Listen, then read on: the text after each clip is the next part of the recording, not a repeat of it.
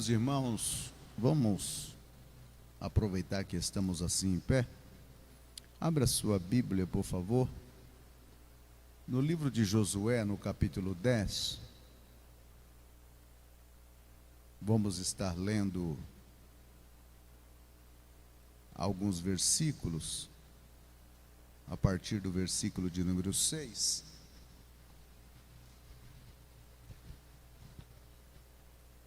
Livro de Josué. O livro de Josué, no capítulo 10, do versículo 6 até o versículo de número 11, diz assim: Os homens de Gibeão mandaram dizer a Josué no arraial de Gilgal: Não retires as tuas mãos de teus servos, sobe apressadamente a nós e livra-nos e ajuda-nos, pois todos os reis dos amorreus que habitam nas montanhas se ajuntaram contra nós. Então subiu Josué de Gilgal, ele e toda a gente de guerras que com eles, e com eles todos os valentes. Disse o Senhor a Josué: Não os temas, porque nas tuas mãos entreguei, nenhum deles te poderá resistir. Josué lhe sobreveio de repente, porque toda a noite veio subindo desde Gilgal. O Senhor os conturbou diante de Israel e os feriu com grande matança em Gibeão. E os foi perseguindo pelo caminho que sobe a Bet-horon e os derrotou até a Zeca Maquedá. Sucedeu que, fugindo eles de diante de Israel, a descida de Bet-horon, fez o Senhor cair do céu sobre eles grandes pedras até a Zeca, e morreram. Mas foram os que morreram pela chuva de pedra, do que os mortos a espadas pelos filhos de Israel. Podeis sentar, meus irmãos. Nós vamos nesta noite falar sobre o tema esforce enquanto orem. O esforço e a oração, eles devem andar junto, de mão dada. O livro de Josué, ele trata do assunto da conquista da terra de Canaã. E quando Deus, ele promete essa terra, para Deus é caso concluído. Porém, na visão de Deus, no entendimento de Deus, Deus já via o povo de Israel habitando a terra de Canaã, vivendo debaixo de seus vinhateiros, Israel prosperando, Israel vivendo a vida comum, servindo e adorando a Deus naquela terra. Para Deus é algo que já está concluído. Quando Deus ele faz uma promessa,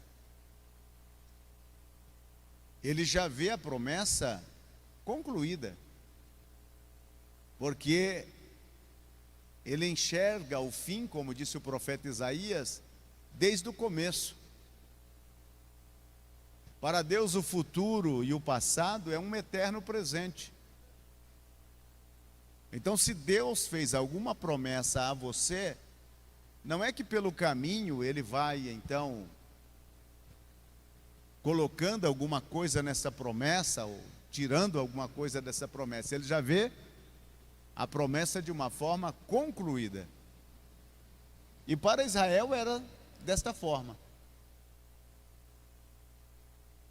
Porém, a terra que Deus havia dado ao povo de Israel, era uma terra que já estava habitada. Havia pelo menos 7 nações naquela terra. E eles estavam ali há muito tempo. Tanto é que o próprio Abraão, quando sai para peregrinar na terra de Canaã, ele já encontra alguns reinos estabelecidos ali. Os reinos dos hititas já estão ali. Os amorreus, os perizeus, os heveus, já são nações organizadas, com exércitos, com cidades capitais. E Deus disse: é esta terra que eu vou dar a você e a sua descendência.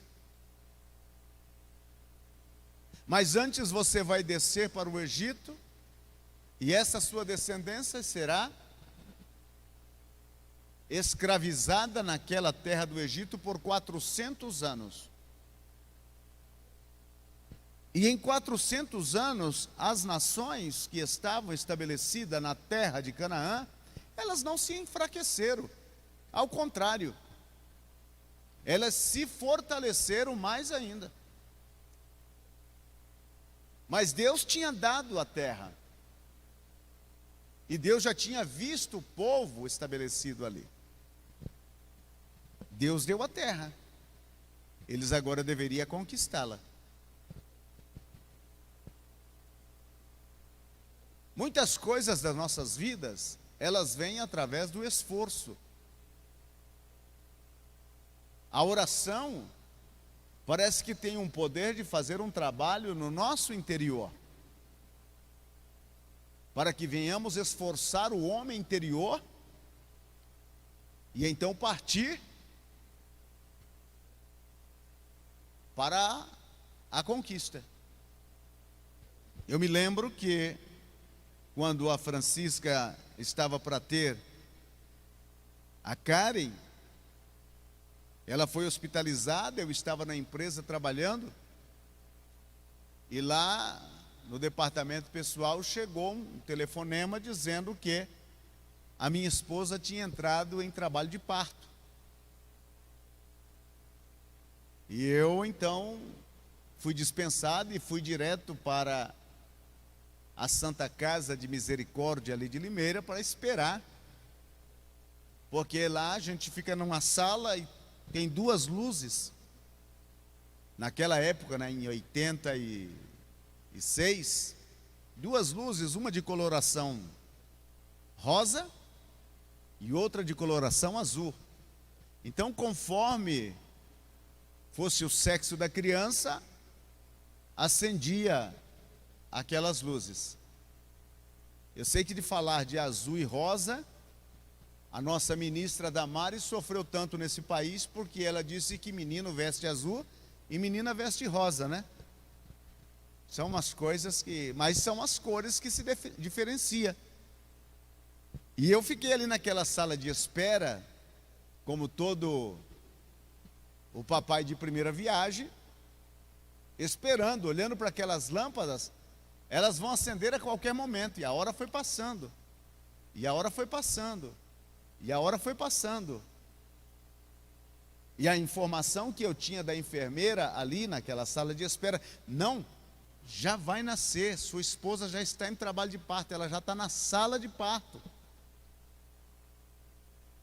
E nada da criança nascer. E por mais que eu era um pai de primeira viagem, e que a minha esposa estava na mão de uma médica que tinha conhecimento sobre a área, eu me vi obrigado a orar. Eu não sabia o que estava acontecendo, só sabia que o parto não estava chegando à conclusão. E eu já estava entrando em desespero, porque da manhã até por volta da hora do almoço e nada. Então eu desci até a casa de um pastor por nome de Manuel Ferreira, que já está na presença do Senhor, e contei para ele sobre o que estava acontecendo. E ele disse: irmão Aparecido, vamos orar. Vamos orar para Deus entrar com providência. Fizemos aquela oração. E eu voltei para Santa Casa. Santa Casa fica no bairro, esqueci o nome daquele bairro ali.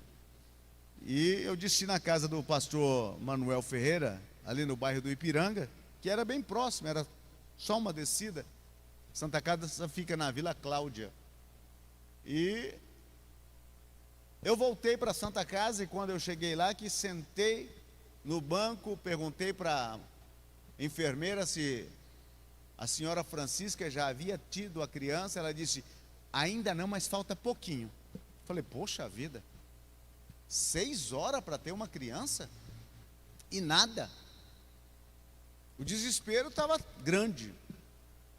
Mas 10 minutos depois que essa enfermeira me disse isso, a luz rosa acendeu. Como naquela Santa Casa muitas mulheres quase que dão à luz, uma junto à outra, e eu fiquei naquela expectativa. Aí chegou a enfermeira com aquele sorriso: nasceu, Senhor Aparecido, é uma bela menina. Aí eu pude entender que enquanto a minha esposa estava em trabalho de parto, e teve uma dificuldade nesse trabalho de parto, que a criança não poderia nascer por parto normal, e teve a necessidade de fazer uma cirurgia, uma cesárea, por mais que ela fizesse força, não teria condições de nascer a criança.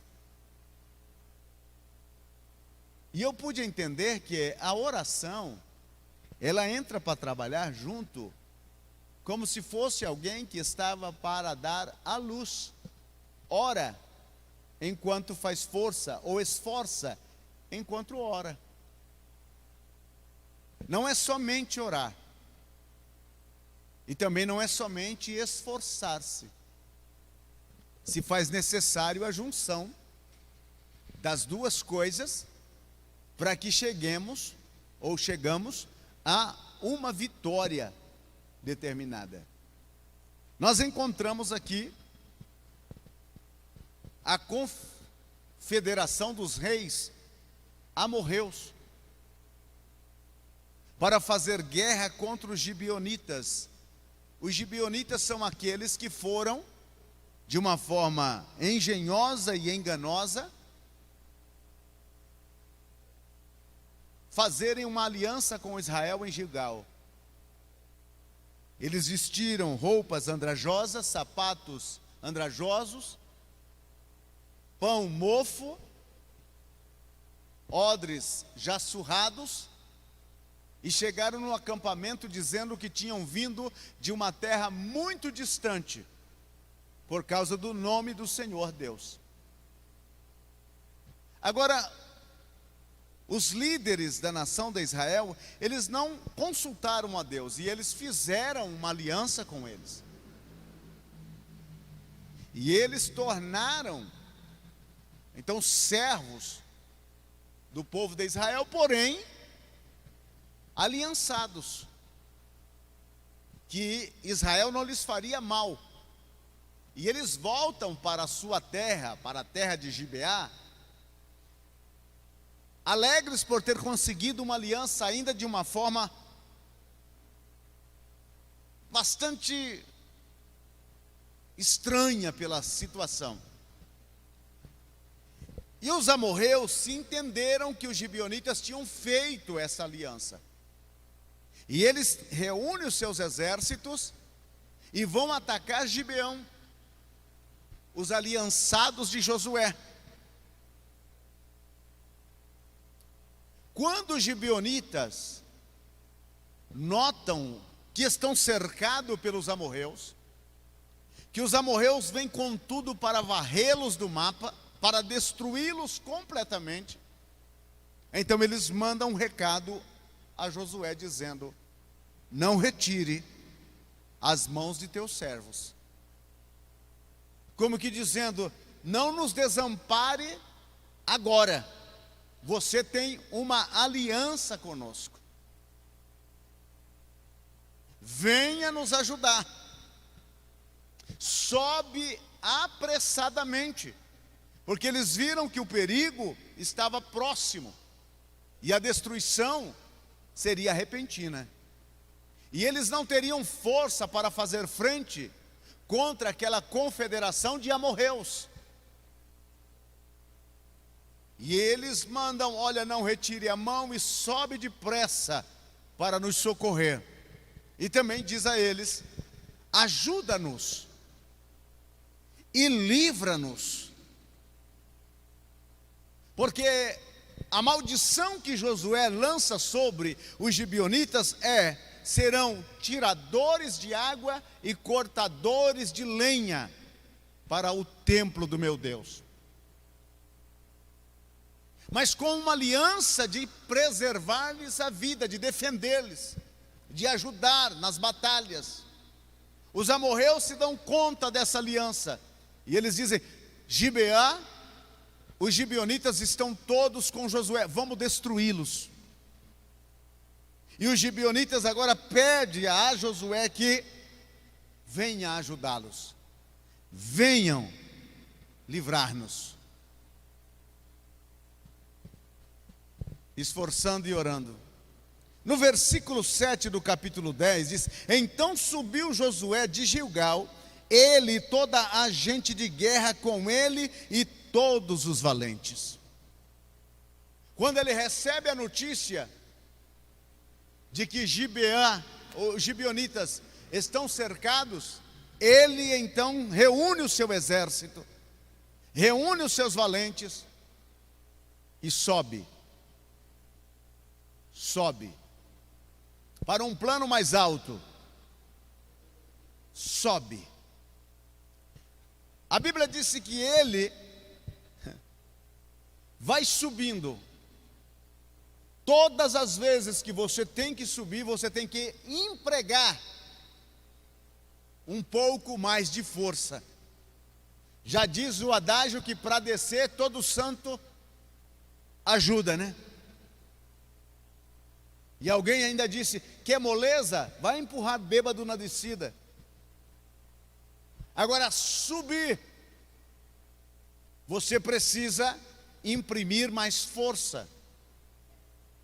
Até mesmo os veículos de tração motriz, eles precisam de marchas mais fortes para subirem as ladeiras.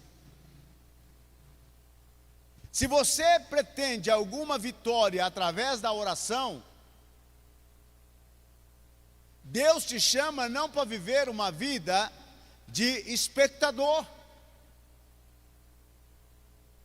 Não é sentar e esperar as coisas acontecer. É orar, se esforçar, subir para fazer as coisas acontecer. Muitas coisas podem acontecer ao passo do automático, mas outras precisará de muita força. E aqui ele está subindo. Com ele está também todo o seu exército. Não é somente subir.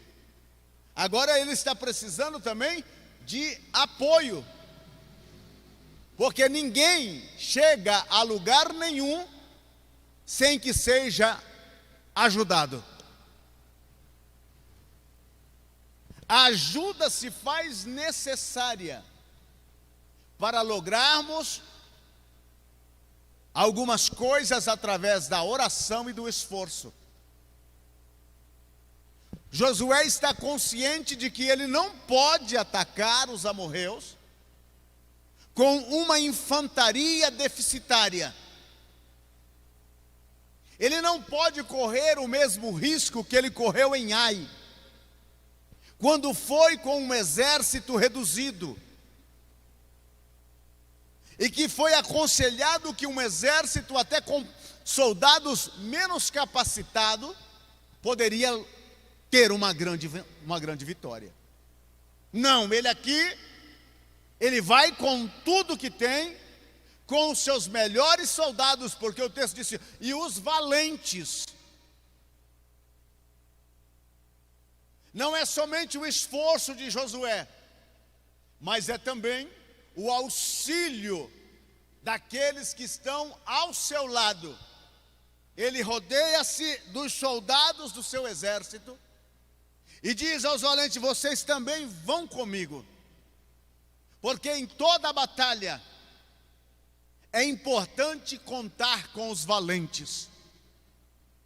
Quando a Bíblia fala da listagem dos valentes de Davi, não é somente um registro para ficar nos anais da história, é para mostrar a você e a mim que Davi só era rei porque tinha uma base de homens que estavam dispostos não somente a lutar por ele, mas a sangrar por ele. Olha quando Davi tem uma sede. Havia uma guarnição de filisteus no poço de Belém. E Davi disse: quem me dera tomar da água que está no poço de Belém. 3 valentes. Havia a guarnição dos filisteus. Aqueles 3 valentes rompem por aquela guarnição, tira a água do poço e leva para Davi. A valentia daqueles homens neutralizou a força do inimigo. Os filisteus, quando viram aqueles 3 valentes entrando cidade adentro em direção ao poço, caminhando destemidamente, a ousadia deles paralisaram. Tiraram água, levaram para Davi. E Davi pegou a água e disse: como tomaria essa água, que a preço do sangue destes homens eles foram tirados, e derramou como libação para o Senhor, uma oferta líquida. Quando Josué reúne o seu exército, ele disse: os valentes vão também, porque sabia que os valentes, na hora da batalha, eram homens que estavam dispostos a derramar as suas próprias vidas no campo de batalha, que batalharia com todo empenho, com todo esforço, com toda luta, para poder lograr uma grande vitória. Como é bom contar, no momento de nossas lutas da vida, com pessoas que colocam ao nosso lado e diz: vamos, vou te ajudar. Eu cheguei na casa do pastor Manuel Ferreira sem saber até como orar, o que dizer para Deus. Eu estava apavorado, a minha esposa não tinha tido a criança ainda, e eu não sabia se viria uma notícia boa lá de dentro. Eu suava frio, eu disse: pastor, ore, porque eu não sei nem o que orar. E ele fez uma oração, e eu creio que aquela oração moveu os céus e fez com que as coisas acontecessem na terra. Então procure, meu querido irmão e irmã, soldados de oração, que ajuda você a manter as suas mãos levantadas, preparados para a batalha, porque essas pessoas estão aí.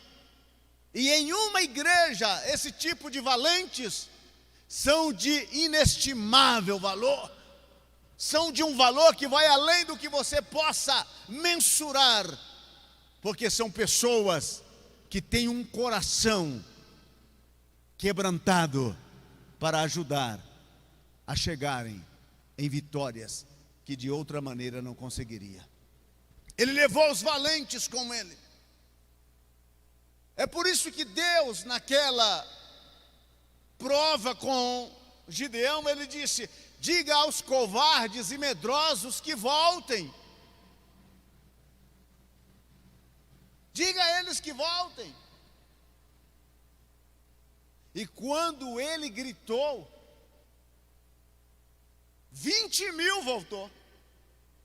Você já imaginou um exército com 30.000 soldados e 20.000, quando escuta a possibilidade de dizer: medrosos e covardes, volte, e 20.000 de banda? Que exército é este? Que exército poderia fazer frente numa situação como esta? Não haveria como vencer.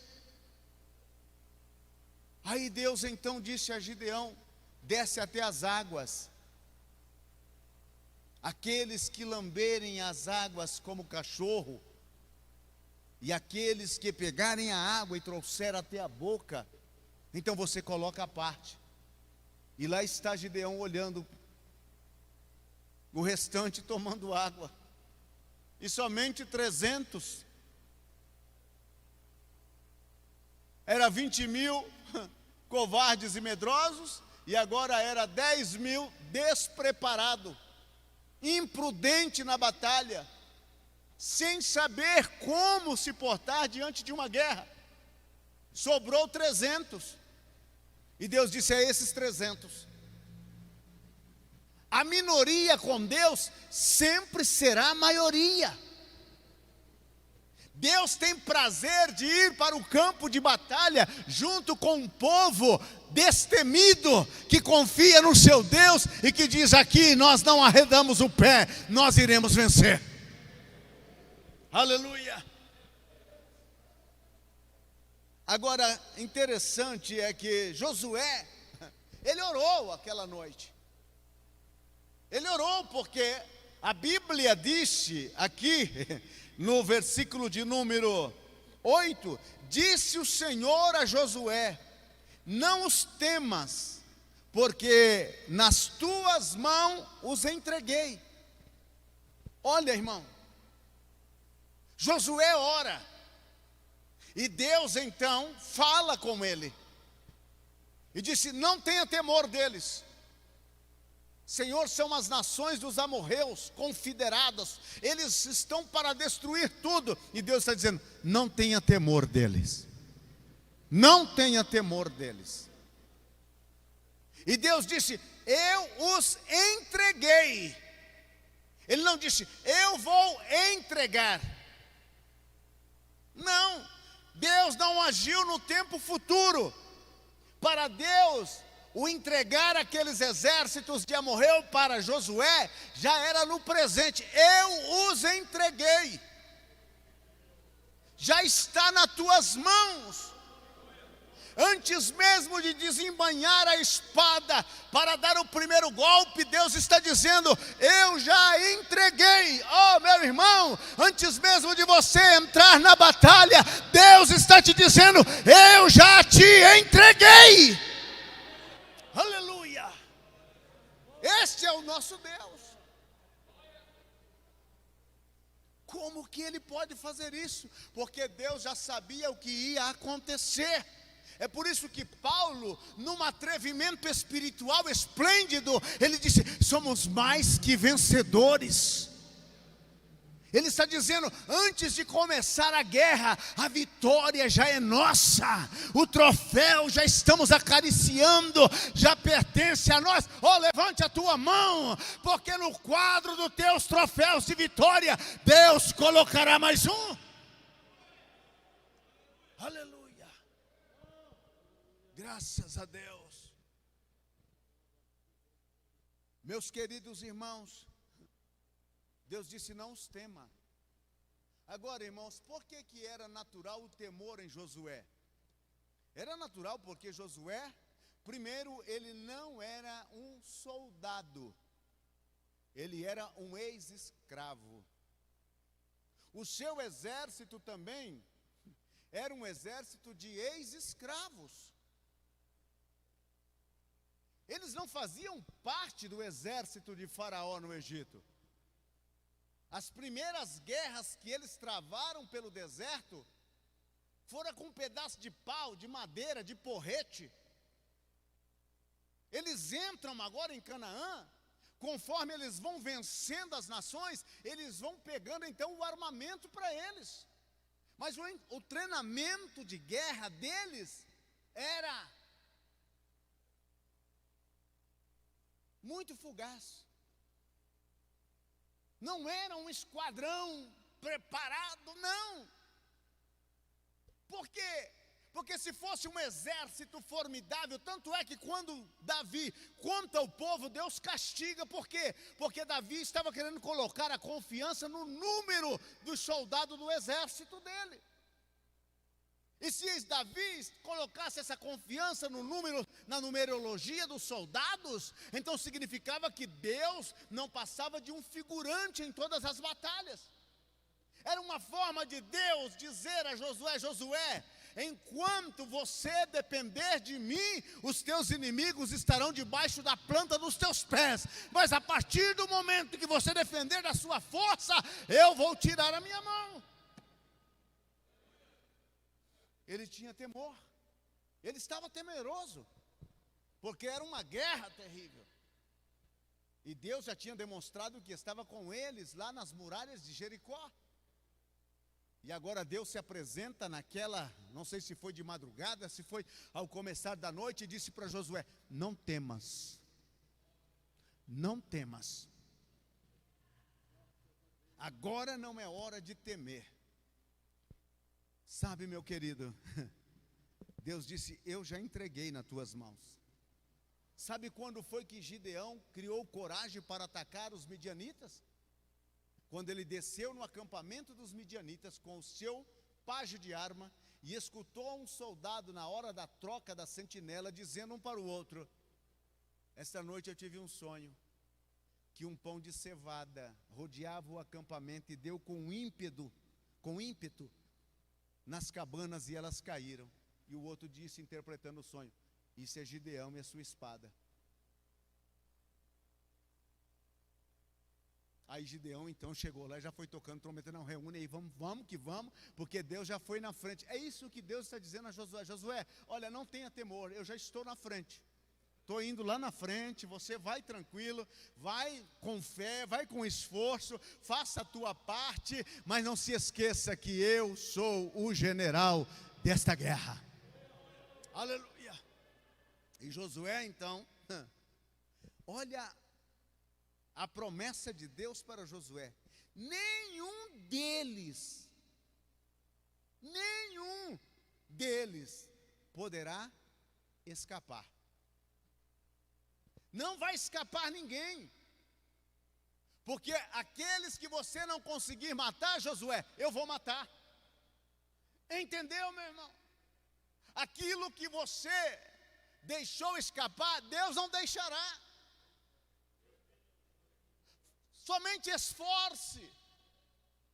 Há demônios poderosos impedindo e obstaculizando vitórias tremendas na sua vida. Mas assim diz o Senhor dos Exércitos: esforça, porque aquilo que você não puder fazer, eu vou brandir a minha espada e vou fazer por você. Aleluia. Aleluia. Eu me lembro que em Tabatinga, no Amazonas, me chamaram correndo na casa pastoral: vem orar, porque tem um demônio que pegou meu filho. Era um rapaz aí de uns 17 anos mais ou menos, e o demônio está quebrando tudo. E eu fui para lá com o pastor Emanuel Reis, e o pastor Emanuel Reis com a irmã Lucila ficou de um lado, e eu fiquei olhando para aquele demônio que se manifestava naquele rapaz e que falava uma baboseira toda. E eu estava ali, olhando para aquele demônio. E de repente veio no meu entendimento um pensamento: que eu estava diante de um espírito que fora criado há milhões de anos. Que aquele demônio fora criado há milhões de anos passados. E de repente veio aquele temor no coração: mas como que eu posso vencer um demônio que já vive há tanto e há tanto tempo?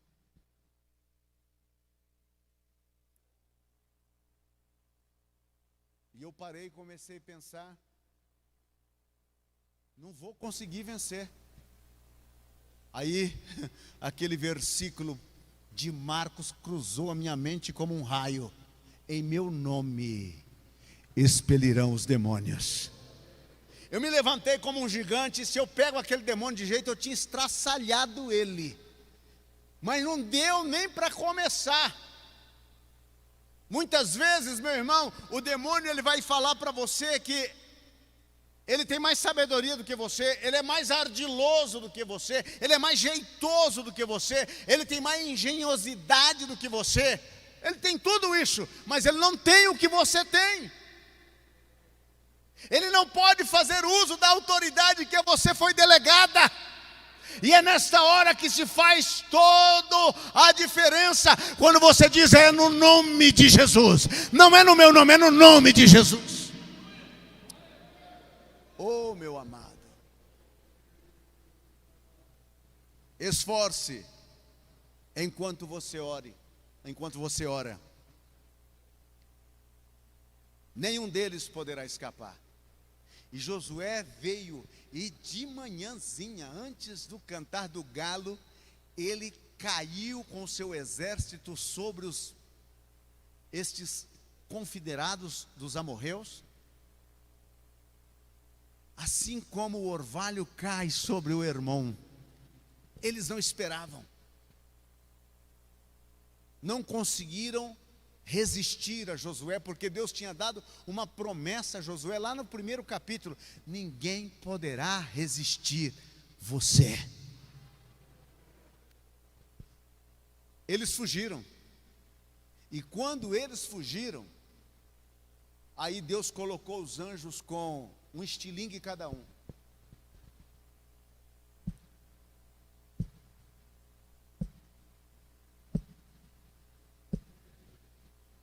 Para o mais antigo, um bodoque.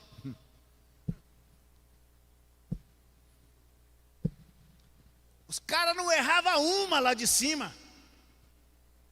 Deus fez cair sobre eles uma chuva de pedra. Meu querido irmão, Deus é bom na pedrada, não brinca com ele.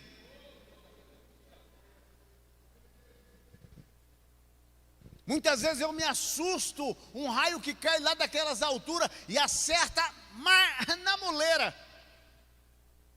Deus sabe. Quando o exército vem correndo, aí Deus então manda, cada anjo. Irmãos, aqueles anjos, eles estavam doidinhos para entrar na briga. Deus disse: não, calma, agora não, vai chegar a hora. Não, mas deixa, não, vai chegar a hora de vocês, calma lá. Quando o exército dos amorreus começaram a correr, aí Deus disse: agora, cada um, quem é bom de pontaria, tira a primeira pedra. Só foi montuando soldados e morrendo. Por que Deus fez isso? As pessoas estão questionando: pastor, por que um Deus de amor? Olha, o nosso país são 150 mil pessoas que morreram do corona. Por que esse Deus é tão bom? Por que esse é um Deus de amor? Como é que mata gente desse jeito? O problema do corona não começou em março não, meu querido. O problema do corona começou no Jardim do Éden. Foi lá, quando o homem se levantou contra Deus e quis distanciar e se apartar de Deus. Este mesmo Deus que enviou este corona é o mesmo Deus que enviou o dilúvio.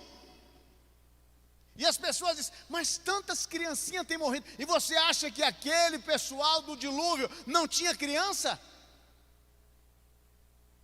Nas cidades de Sodoma e Gomorra não tinha crianças? Nas cidades de Jerusalém, quando foi invadida pelo exército de Nabucodonosor, não havia criança? E era o povo do próprio Deus, a quem ele tinha feito um pacto no Sinai, no capítulo 19 de Êxodo. Ele disse: vocês serão o meu tesouro peculiar, se obedecer a minha palavra. Mas eles desobedeceram. Uma das coisas interessantes que está acontecendo, que esse pessoal que vivia do evangelho fácil, dessas igrejas que oferecia a você um penthouse nos céus, uma conta rechonchuda no banco, e tanta prosperidade, Ferrari, carro e aquela coisa toda, hoje estão desesperados. Por quê? Porque Deus está dizendo: a minha palavra não é isto, o meu evangelho não é isto. O evangelho é a oportunidade que Deus está dando ao mundo pecador de se arrepender. Arrependei-vos e crede no evangelho. Nunca analise Deus desde a sua perspectiva. Não é da minha perspectiva que eu tenho que analisar Deus. Eu tenho que analisar Deus é da perspectiva dele, é da visão dele, não da minha. Ele é santo, santo, santo. Ele não admite pecado, ele não admite transgressão, ele não admite rebelião, ele não admite corrupção, ele não admite essas coisas. E por que ele está destruindo os amorreus? Porque a medida do pecado daquela gente tinha chegado ao nível que Deus permitia até chegar. Ele é soberano, ele tem o poder de dar a vida e ele tem o poder de tirar a vida. Ele disse: eu trago a luz e crio as trevas, faço a paz e trago a guerra. Ele é Deus, ele é Senhor. Olha o que ele disse, eu quero ler com você em Amós capítulo de número 4. Olha o que ele disse aos israelitas.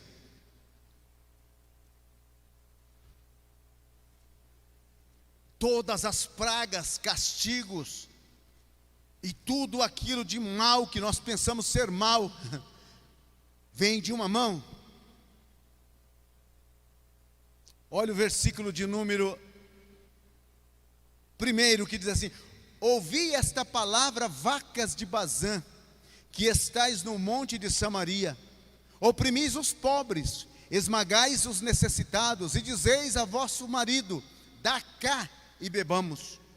Jurou o Senhor pela sua santidade, que dias estão para vir sobre vós, em que vos levarão com anzóis, e as vossos restantes com fisga de pesca. Saireis cada uma em frente de si pela brecha, e vos lançareis para o Hermon, disse o Senhor. Versículo 4: vinde a Betel, transgredi a Gilgal, e multiplicai as transgressões, e cada manhã trazei os vossos sacrifícios, e de 3 em 3 dias os vossos dízimos. Ofereceis sacrifício de louvores do que é levedado, e apregoai ofertas voluntárias, e publicai-as, porque disso gostais, ó filhos de Israel, diz o Senhor Deus. Também, olha o versículo 6, também vos deixei de dentes limpos, e de todas as vossas cidades, e com falta de pão em todos os vossos lugares, contudo não vos convertestes a mim, diz o Senhor. Além disso, retive de vós a chuva 3 meses ainda antes da ceifa, e fiz chover sobre uma cidade, e sobre a outra não. Um campo teve chuva, mas o outro que ficou sem chuva se secou. Andaram 2 ou 3 cidades, indo uma a outra cidade para beber deságuas, mas não os saciaram. Contudo, não vos convertestes a mim, diz o Senhor. Feri-vos com crestamento e ferrugem a multidão das vossas hortas e das vossas vinhas e dos vossos figueirais e das vossas oliveiras. Devorou o gafanhoto, contudo não vos convertestes a mim, diz o Senhor. Enviei a peste contra vós outros, a maneira do Egito. Os vossos jovens matei-os a espada, e os vossos cavalos deixei-os levar preso, e o mau cheiro dos vossos arraiais fiz subir aos vossos narizes, contudo não vos convertestes a mim, diz o Senhor. Subverti alguns dentre vós, como Deus subverteu a Sodoma e Gomorra, e vos foste como um tição arrebatado da fogueira, contudo não vos convertestes a mim, disse o Senhor. Portanto, assim te farei, ó Israel, e porque isso te farei, prepara-te, ó Israel, para te encontrares com o teu Deus. Esse é Deus. Eu fiz isso. Eu destruí. Eu arrasei. Eu acabei. Qual era o objetivo? Que o povo se convertesse.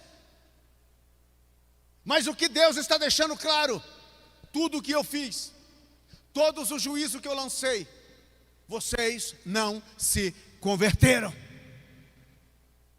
A pandemia está aqui. Está morrendo gente nesta hora em que estamos aqui. E a pergunta é: quantos estão rendendo o coração a Deus? Quantas pessoas estão procurando a Deus, se arrependendo dos seus pecados e dizendo: Deus, afasta de nós esta praga? Não. Sabe o que as pessoas estão preocupadas? É porque não tem jogo de futebol às 4 da tarde. É que os estádios de futebol não recebem os torcedores. Não se pode mais se reunir nas cantinas para beberem até cair. Não se pode mais andar na prostituição e estão reclamando por isso. E Deus está dizendo: não vos convertestes a mim.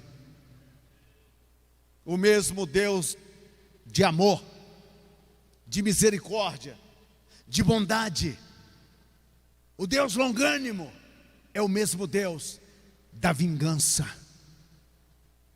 É o mesmo Deus do terror. A Bíblia diz: horrenda coisa é cair na mão dos Deus vivos. Então, por que Deus mata aquele exército com pedradas? Era a hora deles. E eu vou dizer uma coisa a todos nós aqui: se a gente não emendar o nosso caminho, se a gente não emendar a nossa vida, aqueles anjos que sabem atirar pedras, eles ainda continuam lá no céu com pedra na mão.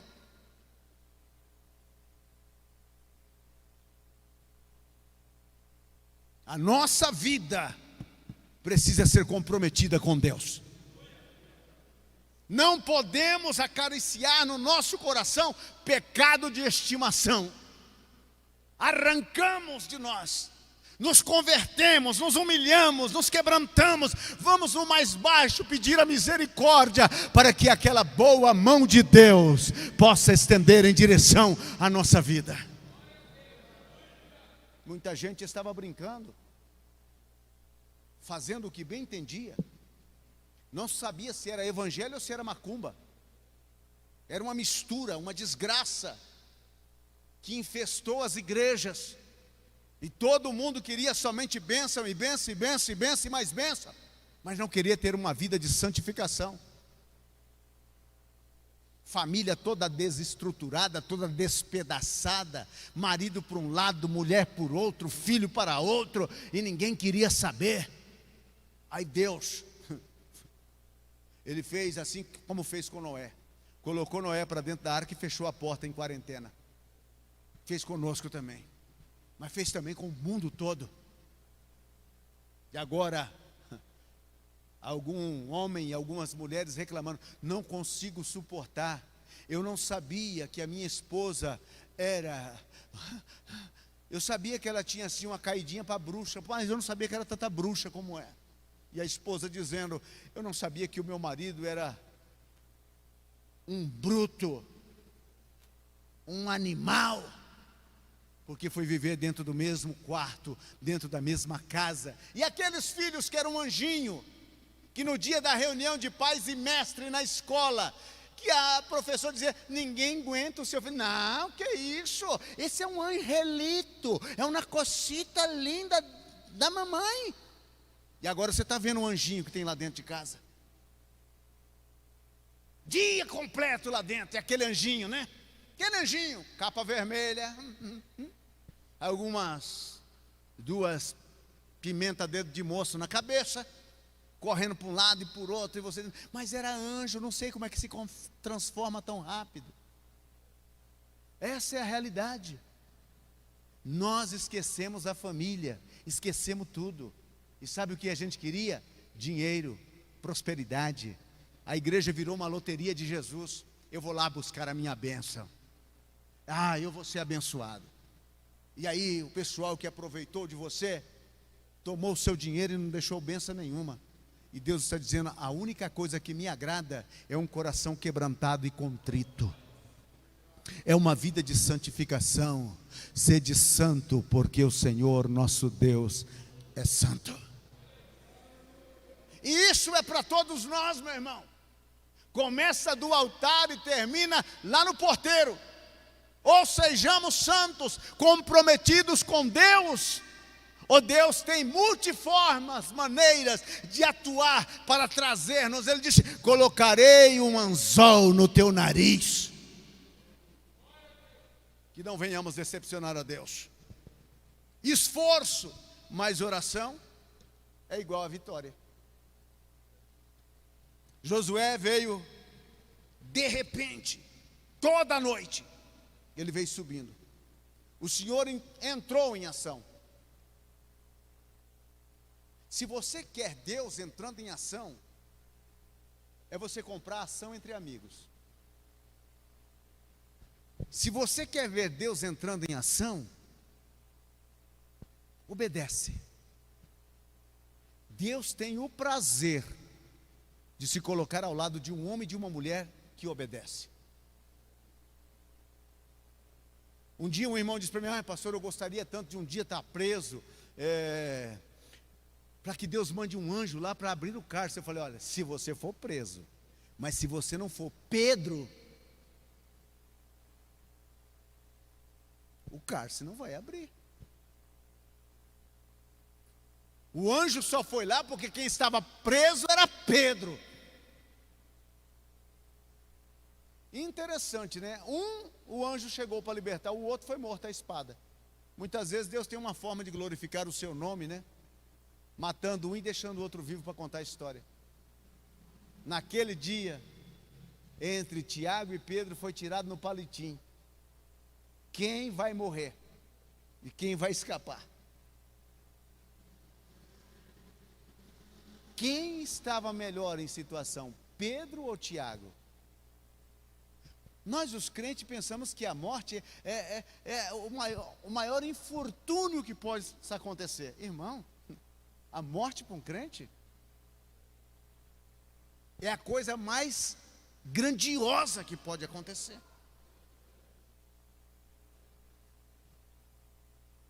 Se você pudesse ver aquele que morreu, crente, você ia ver ele sorrindo, alegre, feliz. Essa é a realidade. Paulo disse, com os olhos não se viu, com o coração não se percebeu o que Deus tem reservado para os seus. Então toda vez que a morte passar, não perca a oportunidade. E eu sei que você quase quis fazer o nome do Pai, mas essa é a realidade. Ninguém quer morrer, porque quem morreu não vem contar como é do outro lado. Mas a Bíblia disse que é lugar de paz, lugar de vitória, lugar de glória. Tem alguns que apressa, né? Entra num veículo, sai a 160 por hora, um veículo preto,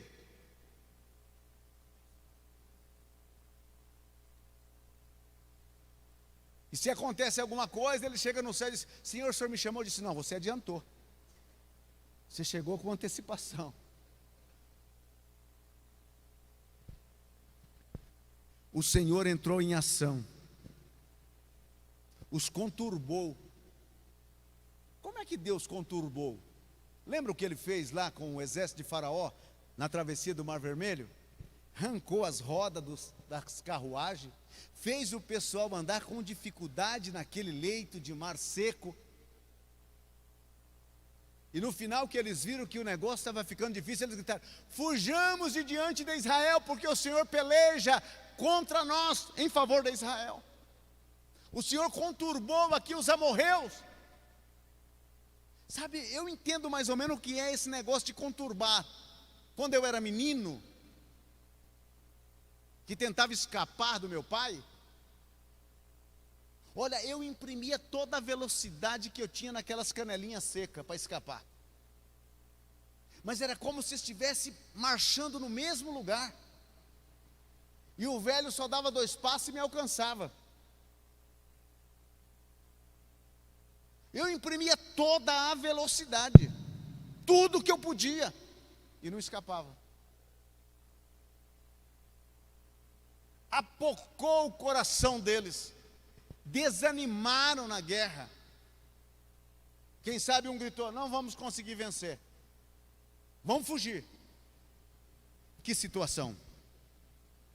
Israel faz sua parte, os feriu, os perseguiu e os derrotou. Olha o versículo de número 10, no capítulo 10.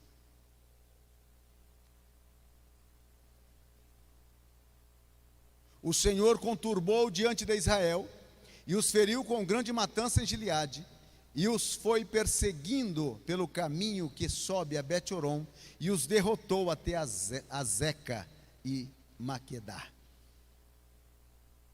Israel foi fazendo a parte dele, foi se esforçando. Você quer vitória? Esforça enquanto ora. E não é só viver da oração dos demais. O caminho do trono de Deus está aberto para todos, e ninguém é privilegiado. Ninguém é privilegiado. Todos temos o mesmo direito, e podemos trilhar o mesmo caminho, e podemos falar ao mesmo Deus, e podemos pedir e conversar com o mesmo Deus. Nós passamos tempo achando que havia alguém que era mais íntimo.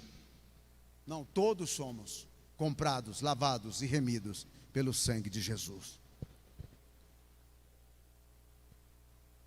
A tua vitória, ela sempre será a equação do esforço e a oração. Por isso eu te digo: esforce e seja valente. Ore. Eu gosto tanto da passagem bíblica do capítulo 4 de Neemias, que com uma mão eles seguravam uma espada, e com a outra eles edificavam o muro.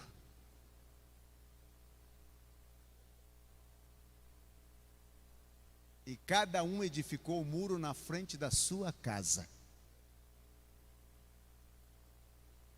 Ficamos em pé, por favor.